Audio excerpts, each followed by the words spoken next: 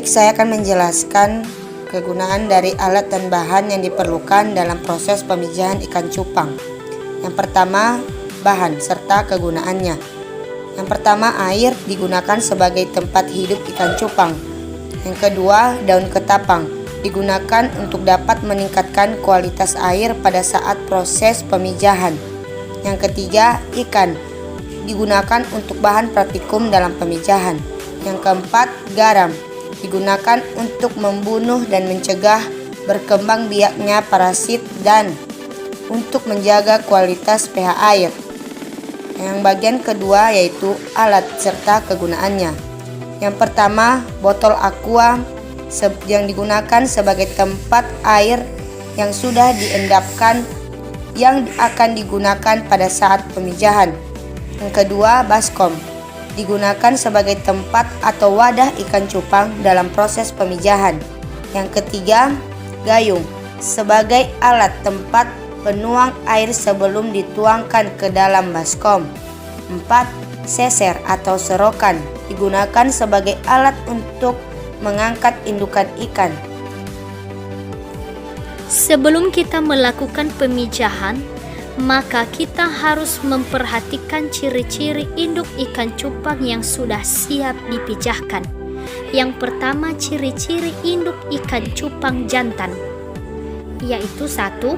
Memiliki umur minimal 5 bulan. Yang kedua, mengumpulkan busa-busa atau buih yang cukup banyak. Yang ketiga, badan harus lebih besar daripada induk betina. Yang keempat, gerakannya agresif atau lincah.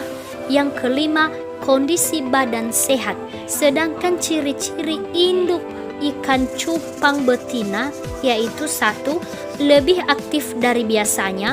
Yang kedua, membuat buih. Yang ketiga, perutnya sudah penuh telur. Dan yang keempat, bintik di perut membesar.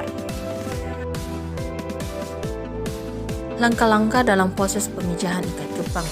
Yang pertama, siapkan bahan dan alat dalam proses pemijahan ikan cupang. Yang kedua, ambil baskom, kemudian tuangkan air yang sudah diendapkan ke dalam gayung dan tuangkan ke dalam baskom. Setelah itu, masukkan garam ke dalam air yang bertujuan untuk membunuh bibit penyakit dan menjaga kualitas pH air.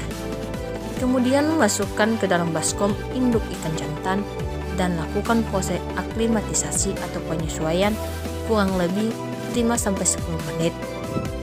Tujuan dari aklimatisasi adalah untuk menyesuaikan diri di lingkungan barunya. Setelah itu, lepaskan induk ikan jantan ke dalam baskom atau tempat media budidaya dan masukkan substrat sebagai tempat penempelan buih-buih atau busa pada jantan. Jangan lupa masukkan daun ketapang di dalam media atau wadah tempat pemijahan. Selanjutnya, masukkan indukan betina ke dalam wadah pemijahan. Akan tetapi, tidak dituangkan karena masih dalam proses penyesuaian antara jantan dan betina. Dan jantan masih membuat buih sebagai tempat penempelan telur. Sedangkan betina masih dalam wadah, aqua atau media lainnya. Setelah itu, tutup baskom dengan menggunakan kertas karton yang bertujuan untuk ikan tidak meloncat pada saat proses pemijahan. Proses pemijahan ini atau penyesuaian ini ditunggu sampai kurang lebih 24-48 jam.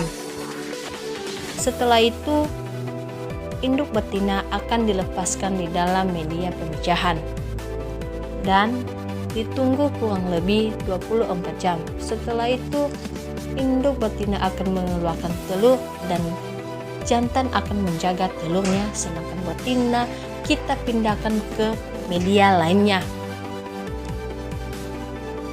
Setelah itu, kita akan menunggu waktu pemijahan.